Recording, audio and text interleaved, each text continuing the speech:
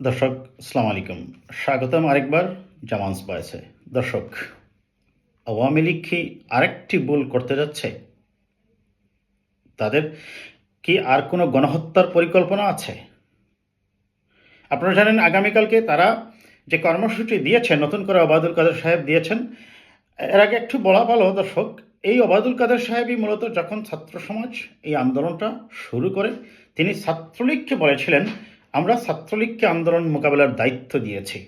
তারপরেই ছাত্রলীগ অস্ত্রে শস্ত্রে সজ্জিত হয়ে বিভিন্ন বিশ্ববিদ্যালয়কে আক্রমণ করে এবং ছাত্রলীগের এই আক্রমণ এবং পরবর্তীতে ছাত্রলীগ এবং পুলিশের যৌথ আক্রমণে মূলত 270টি জীবন ঝরে যায়। এই ওবায়দুল কাদের সাহেব আপনারা দেখেছেন, আবারও তিনি গত পরশুদিন তার ছাত্রলীগের নেতাদের ডেকে এনেছেন, এনে হত্যার নির্দেশ দিয়েছেন। আমি বলবো তাকে, যদিও তার নেতারাই তাকে ভুয়া ভুয়া বলে স্লোগান দিয়েছে এবং তিনি আবারও ছাত্রলীগকে মাঠে থাকার আহ্বান জানিয়েছেন। দেখুন, এই কথাটি বহুবার আমি বলেছি, বহু জায়গায় বলেছি, বহু ভিডিওতে বলেছি, যদি কেউ অপরাধ করেও সেই অপরাধীকে নিয়ন্ত্রণে রাখার বা অপরাধমূলক কার্যক্রম থেকে বিরত রাখার দায়িত্ব হচ্ছে দেশের ল এনফোর্সমেন্ট এজেন্সির, পুলিশের, র্যাবের, বিজিবির। যদি তারা ব্যর্থ হয়, মিলিটারি অ্যাডমিনিস্ট্রেশন।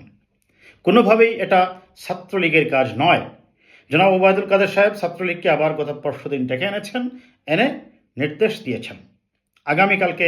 আপনারা জানেন কোটা বিরোধী ছাত্র আন্দোলনের যে আন্দোলন এটা এখন মূলত এক দফায় এসে ঠেকেছে। এক দফায় আসলে ছাত্ররা নিয়ে আসেনি, সরকারই এটাকে এক দফায় নিয়ে যেতে বাধ্য করেছে, আমি এভাবেই বলতে চাই। যাই হোক, এই ওবায়দুল কাদের সাহেব যে নির্দেশনা দিয়েছেন, যার ফলে আমরা দেখছি ছাত্রলীগের স্যাররা আজকেও, গত পরশুদিন তিনি দিয়েছিলেন, আজকে গতকালকে আপনারা দেখেছেন সারা দেশে যখন বিক্ষোভ চলছিল শনিবারে, তখন সারা দেশে ছাত্রলীগের কয়েকটি জেলায়, অবশ্য সব জেলায় হয়নি, ছাত্রলীগের সন্ত্রাসীরা দা, ক্রিস, হকি স্টিক সহ তারা মাঠে ছিল। যদিও প্রতিরোধের মুখে তাদের চলে যেতে বাধ্য হতে হয়েছে।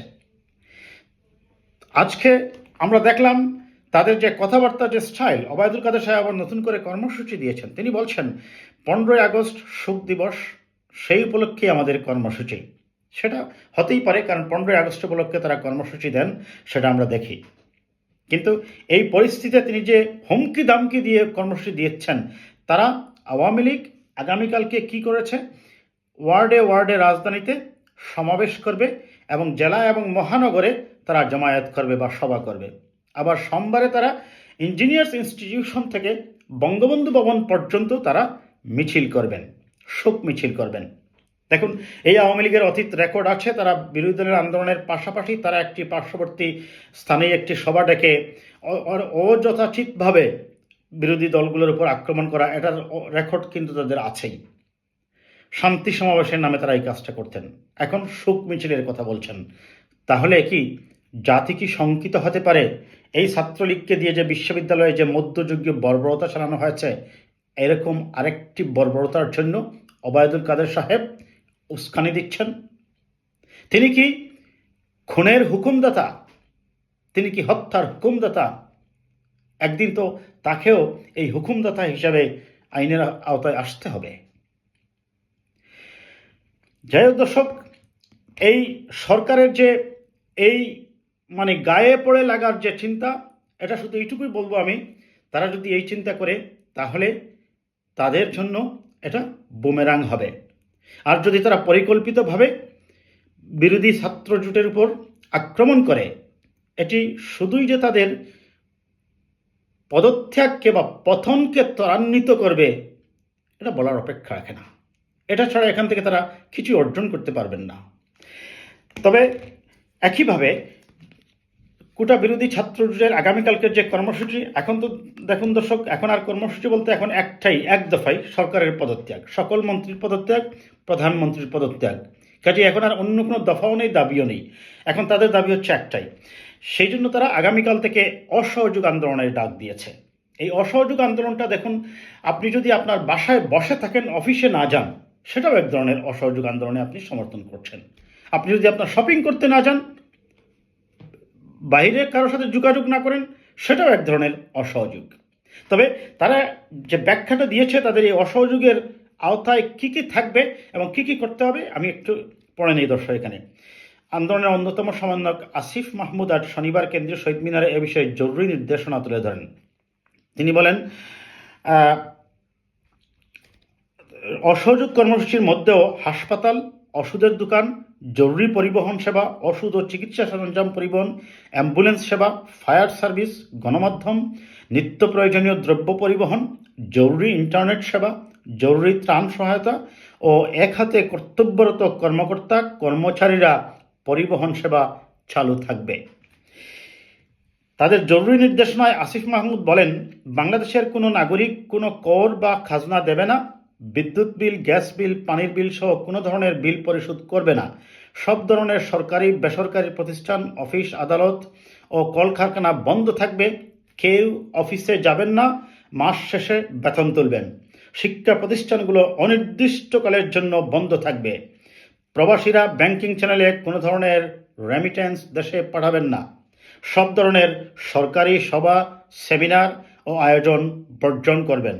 বন্দরের কর্মীরা কাজে যোগ দেবেন না, কোনো ধরনের পণ্য খালাস করবেন না। তিনি আরও বলেন, দেশের কোনো কলকারখানা চলবে না, গার্মেন্টস কর্মী ভাই বোনেরা কাজে যাবেন না, গণপরিবহন বন্ধ থাকবে, শ্রমিকরা কেউ কাজে যাবেন না। জরুরি ব্যক্তিগত লেনদেনের জন্য প্রতি সপ্তাহে রোববার ব্যাংকগুলো খোলা থাকবে। পুলিশ সদস্যরা রুটিন দায়িত্ব ছাড়া কোনো ধরনের প্রটোকল ডিউটি, রায়ট ডিউটি ও প্রোটেস্ট ডিউটিতে যাবেন না। শুধু থানা পুলিশ নিয়মিত থানার রুটিন দায়িত্ব পালন করবে। বিজিবি ও নৌবাহিনী ছাড়া অন্যান্য বাহিনীর ক্যান্টনমেন্টের বাহিরে দায়িত্ব পালন করবেন না। এই বিষয়গুলো কিন্তু খুবই ইম্পর্টেন্ট দর্শক। বিজিবি ও নৌবাহিনী ছাড়া অন্যান্য বাহিনী ক্যান্টনমেন্টের বাহিরে দায়িত্ব পালন করবেন না। বিজিবি ও নৌবাহিনী ব্যারাক ও উপকূলীয় এলাকায় থাকবে। তিনি আরও বলেন, আমলারা সচিবালয়ে যাবেন না, জেলা প্রশাসক বা উপজেলা নির্বাহী কর্মকর্তারা নিজ নিজ কার্যালয়ে যাবেন না। দেশ থেকে যেন একটি টাকাও পাচার না হয়, তার জন্য সব অফশোর লেনদেন বন্ধ থাকবে। বিলাসদ্রব্যের দোকান, শোরুম, বিপণী বিতান, হোটেল, মোটেল, রেস্তোরাঁ অনির্দিষ্টকালের জন্য বন্ধ থাকবে। নিত্য প্রয়োজনীয় দ্রব্যের দোকানপাট বেলা 11টা থেকে 1টা পর্যন্ত খোলা থাকবে। এটি হচ্ছে তাদের নির্দেশনা দর্শক।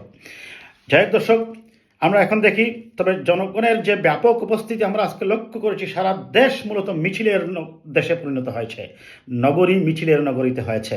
মানুষের যে স্বতঃস্ফূর্ত অংশগ্রহণ, অভিভাবকরা সহ শিল্পী সহ প্রত্যেক শ্রেণী পেশার মানুষ কিন্তু বের হয়ে আসছে তাদের এই আন্দোলনের ডাকে সাড়া দিয়ে। অন্যদিকে সরকার যদি আগামীকাল এ ধরনের কোনো চিন্তা করে, তাদের যে ওয়ার্ডে ওয়ার্ডে যে সমাবেশের কথা তারা বলছে, তারা হয়তো চিন্তা করতেছে ওয়ার্ডে ওয়ার্ডে সমাবেশ করে তারা হয়তো প্রতিরোধে এগিয়ে আসবেন। কিন্তু দেখুন, প্রতিরোধের ক্ষমতা ইতিমধ্যেই তারা হারিয়ে ফেলেছেন। তারা অলরেডি মাঠ থেকে চলে গেছেন।